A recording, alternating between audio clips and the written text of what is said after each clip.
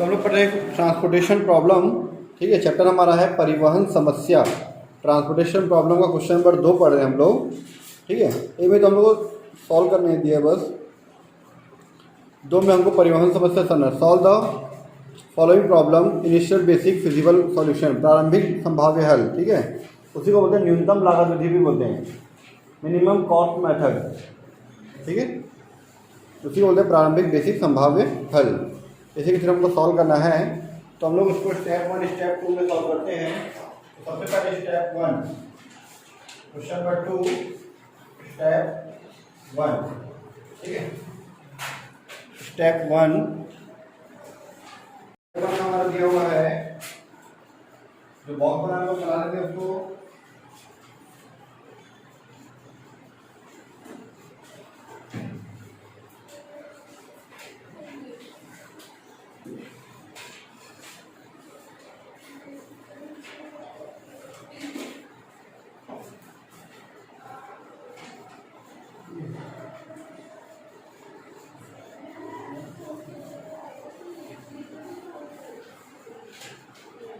यहाँ दिया origin O1 O2 O3। ठीक है, उसके बाद हमको दिया यहाँ पे कस्टमर,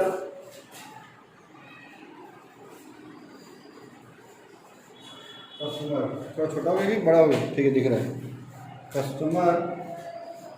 इसमें दिया है C1 C2 C3 C4। ठीक है, तो यहाँ दिया अवेलेबल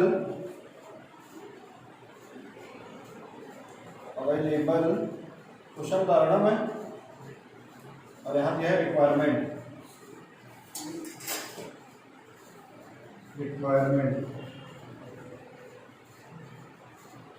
ठीक है, यहाँ दिया 13 11 15 14 17 14 12 13 18 18 15 12। ठीक है, मिला ये 3 3 3 4 5, हो जाएगा आपका 2 6 7। ठीक है, इसको थोड़ा सा बड़ा बना लेना रिक्वायरमेंट को, पूरा हो जाएगा 15। कितना क्लियर है? ये क्वेश्चन मैंने लिख दिया, जैसे जैसे दिखा था सेम वैसे मैंने क्वेश्चन छाप दिया। ठीक है, अब इसमें सबसे कम वाला वैल्यू कौन सा है? 11 है। ठीक है, 11 के सामने कस्टमर को रिक्वायरमेंट है 3 की, अवेलेबल कितना है? 2।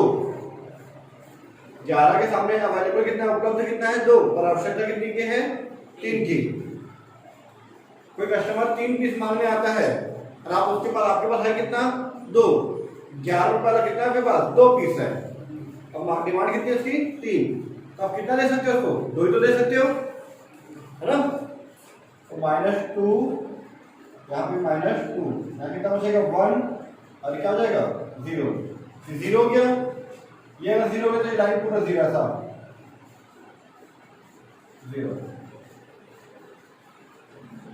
ठीक है, अब यहाँ पर मैं स्टेटमेंट लिखेंगे, मैं एक बार हिंदी में लिख रहा हूँ, एक बार इंग्लिश में लिख रहा हूँ, फिर बार बार नहीं लिखूंगा, बाकी सब फिर वो आप ही को लिखना है। ठीक है, इसको हम लोग बोलते हैं लीस्ट कॉस्ट मेथड या बेसिक फिजिबल। ठीक है, इसमें क्या लिखा हुआ है?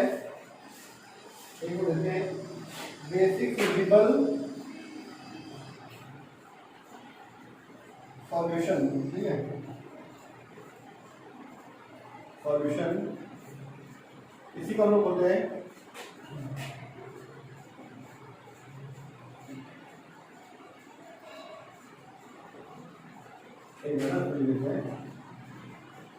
Transportation problem. क्वेश्चन में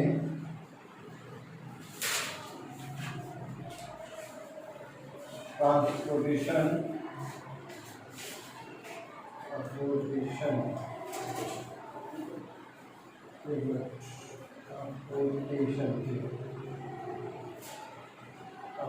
प्रॉब्लम बाय, ठीक है, बेसिक फिजिबल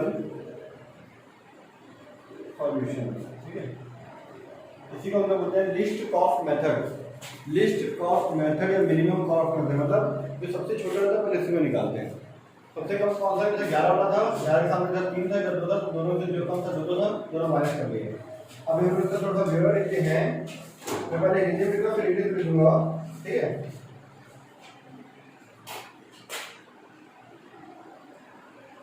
टेबल में ना, ये टेबल बना हुआ है, सारणी में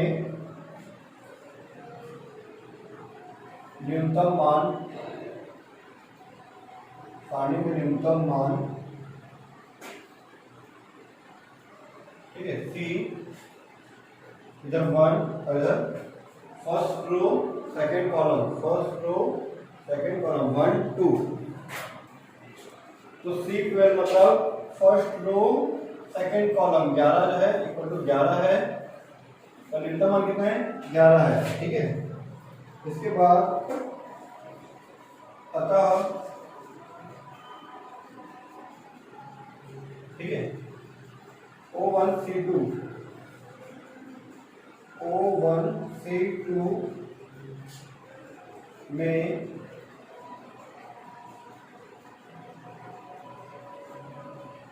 जब ये है क्या, ये कहते हैं अतः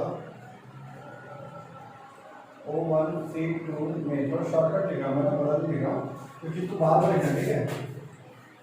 O1 C2 न्यूनतम 11 है, यहाँ पर यहाँ फिर यहाँ पे अतः मात्रा का संगत मान, मात्रा का संगत मान, ठीक है। अब यहाँ पर ऑलरेडी सी दिया तो उसको के ले लेते हैं, ऑलरेडी यहाँ पे सी दिया था तो करेंगे हम लोग के, ठीक है। मात्रा का संगत मान x ले लेते हैं, x12 होगा, ठीक है, 12 होगा। अब इसके बाद यहाँ पे क्या था हमारे पास, मार्केट, यहाँ कस्टमर है, ग्राहक को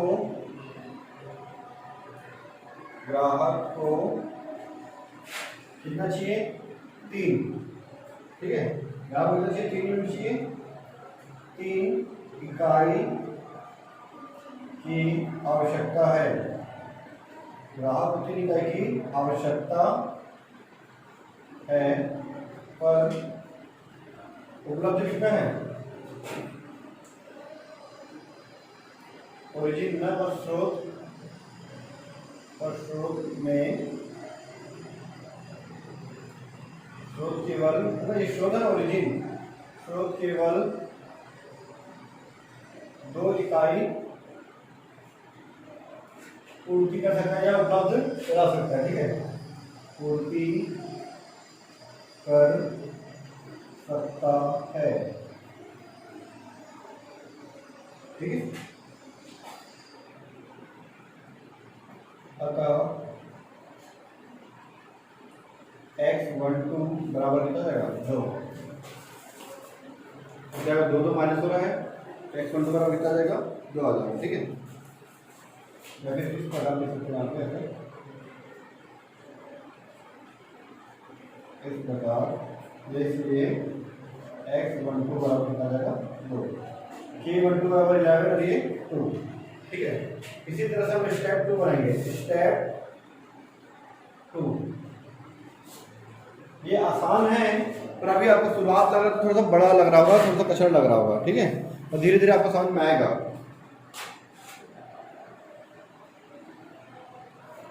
ये लाइन पूरा 0 हो चुका है ना, वो नहीं रहेगा वो, ठीक है।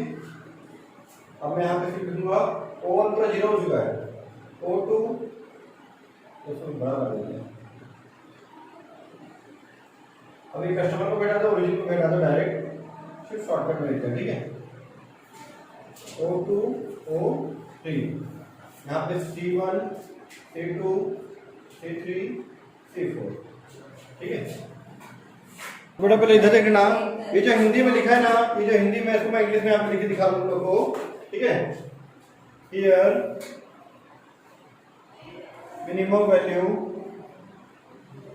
मिनिमम वैल्यू, ठीक है, इज C12, मतलब O1 C2 है ना, O1 C2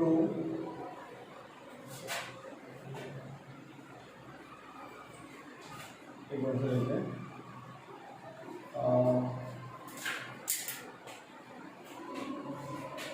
तो मैं इसको इधर चेंज करता हूँ। वैल्यू इज K12 इक्वल कितना था, 11 था ना, 11 in the cell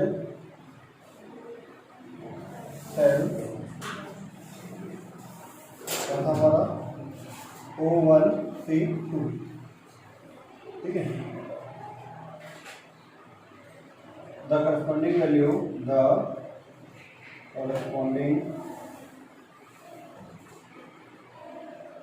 variable is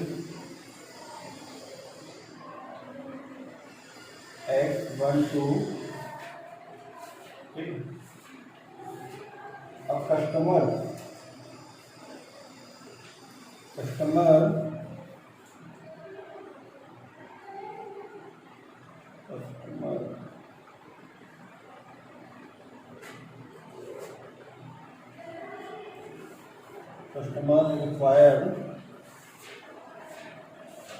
requires कितना unit, 3 unit, but warehouse, या फिर क्या होना चाहिए, बट ओरिजिन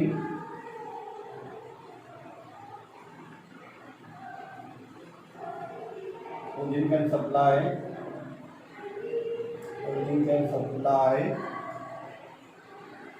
2 यूनिट्स, ठीक है। Hence the value of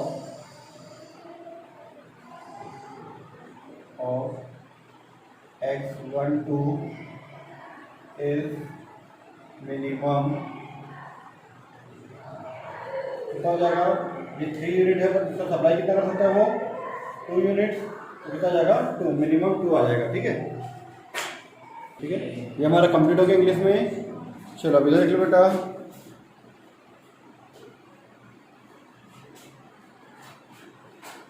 ठीक है। अब स्टेप 2 बनाते हैं हम लोग। स्टेप 2 दिख रहा है आप लोग को, दिख रहा है ये, ठीक है। थोड़ा सा कैसे कर लेते हैं इधर। स्टेप 2 में हमारे पास जो है 17 14 12 13, 17 14 12 13, 18 18 15 12, 18 18 15 और ये 12, ठीक है। यहाँ आपके पास अवेलेबल है आपके पास 6 और 7, और रिक्वायरमेंट कितनी है आपकी, रिक्वायरमेंट 3 1 4 5, 3 1 4 और ये 5,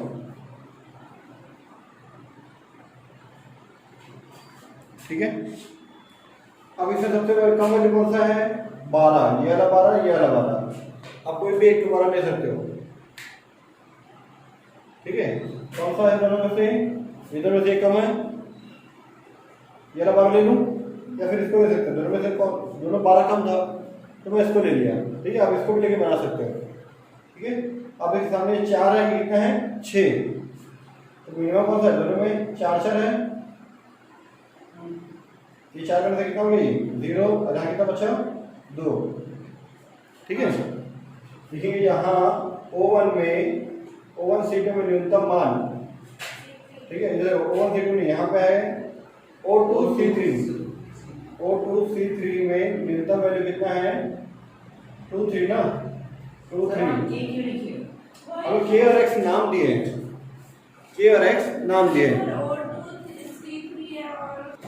ठीक है।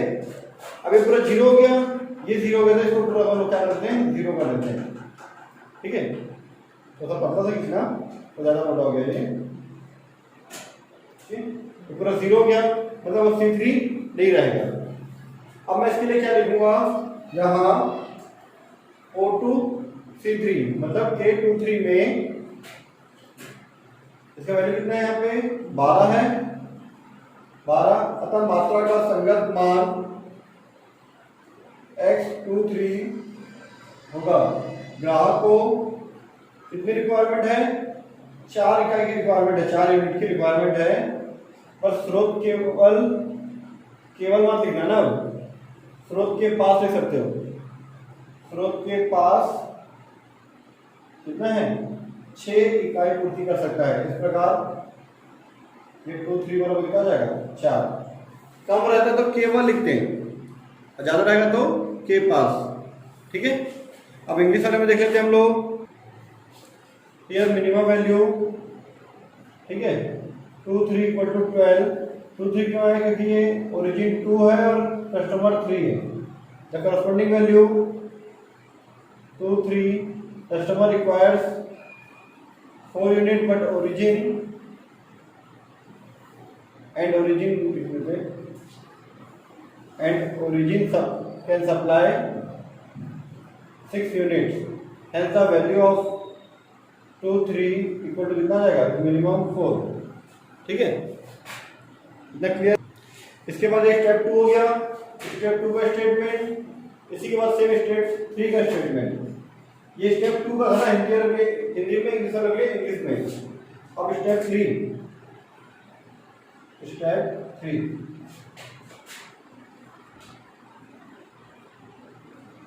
O2 O3 C1 C2 C4, O2 O3 C1 C2 C4।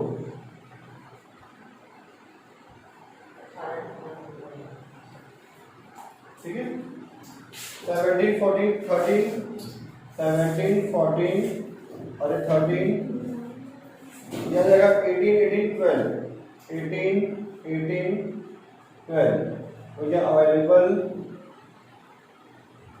Requirement. ठीक है, 3 1 5 3 1 5, यह 2 और 7 2 7, टोटल होता है 9। इधर से टोटल 9 होता है। ठीक है, अब सबसे पहले कौन सा है, 12। 12 के सामने 7 है, यहाँ कितना है, 5, तो 5 माइनस होगा 0, यहाँ से 5 माइनस होगा कितना जाएगा, ये 0। ठीक है, सॉरी 2। ठीक है, 2 का अब मैं यहाँ पे हियर मिनिमम वैल्यू। ठीक है, O3 C4, O3 C4। इसके बाद स्टेप 3 के नीचे लिखना है ये वाला statement, O3 C4 equal to कितना जाएगा, ये 3 4 12। ठीक है, करस्पॉन्डिंग वैल्यू 3 4, कस्टमर रिक्वायर्स कितने यूनिट, 5 यूनिट रिक्वायर कर रहे हैं, but origin can supply 7 unit. And the minimum value कितना है, 3 4 का 5। ठीक है, ये हो गया। चलो हिंदी वाले देख लेते हैं हम लोग। यहाँ 3 4 में न्यूनतम कितना जाएगा, 3 4 इक्वल टू 12। 12 में गोला लगा, इसलिए इसका जाएगा ये 3 4 होगा। ग्राहक को 5 इकाई की आवश्यकता है, और स्रोत के पास 7 इकाई, 7 के पूर्ति कितना जाएगा, 3 4 इक्वल टू 5। ठीक है, अब इसके बाद मैं स्टेटमेंट लिख लूँगा, मैं सिर्फ स्टेप लिखते जा रहा हूँ। ठीक है, जो कि मेरे स्टेप 5 हो गया। थोड़ा सा चमक रहा होगा तो मैं थोड़ा सा इधर कर देता हूँ इसको। अब आपको क्लियर दिख रहा है ये कैसा है, ये डायग्राम। फिर ऐसे स्टेप 5 4 स्टेप 4। ठीक है, हम लोग इसको थोड़ा सा नीचे कर लेते हैं जैसे आपको क्लियर दिखे।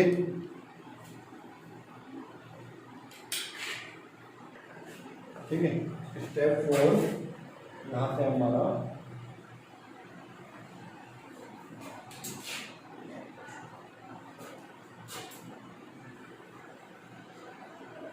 ये हमारा भी ये 0 हो गया, ये कौन सा 0, ये 0 है ना, तो पूरा गायब हो जाएगा।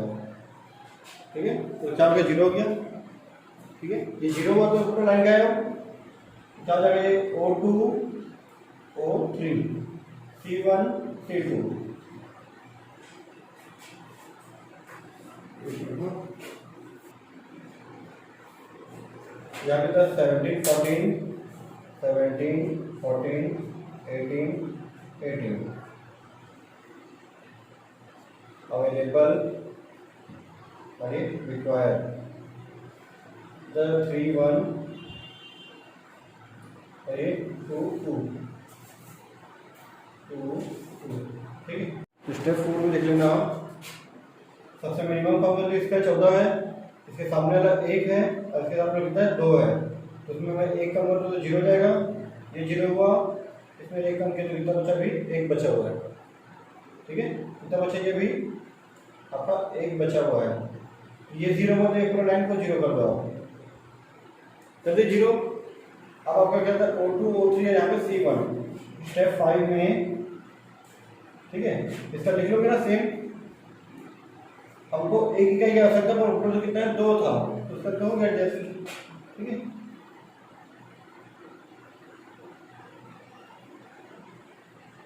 C1 O2 O3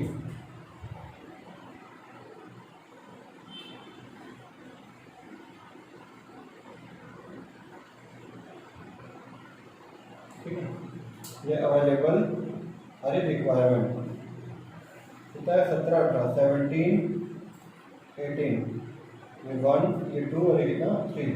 ठीक है, अब यहाँ सबसे कम कौन सा है 17 है। 17 के सामने कितना है 1 है, ये 3 है तो माइनस करके 1 तो बचेगा 2, यहाँ 1 माइनस करके कितना 0 जाएगा, तो 0 मतलब पूरा गायब। फिर स्टेप 6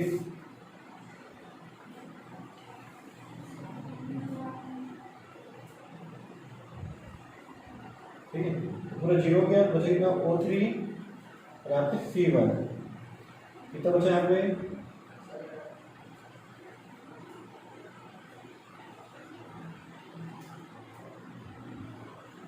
18 बचा है, यहाँ पे 2 है, यहाँ पे कितना है वो 2 है। तो इसमें 18 में 0, यहाँ पे 2 माइनस 2 0, यहाँ पे 2 माइनस 2 0। ठीक है,